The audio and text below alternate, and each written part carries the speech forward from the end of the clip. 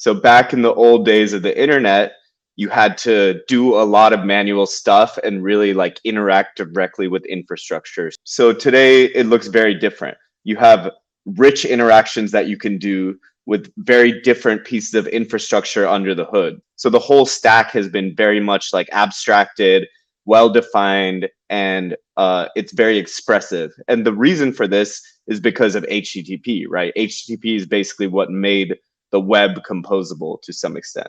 You have an app that is multi-chain, and you have to manually interact. You have to pick what kind of network you want to connect to. Then it's going to go to your wallet, and it's going to tell your wallet you need to change to this network, and you have to kind of manage all that stuff. Our vision for the future is that all of these will be connected by an interoperability layer, which will make these interactions extremely abstracted from the users themselves. So we want to focus on building the ability for developers to interact with verified cross-chain mechanisms. If you look at this from the big picture, you'll see that a lot of bridges are trying to build this entire stack. So obviously, if you try to focus on too many things at once, you're going to end up like compromising on things and not really being able to deliver the entire solution to users.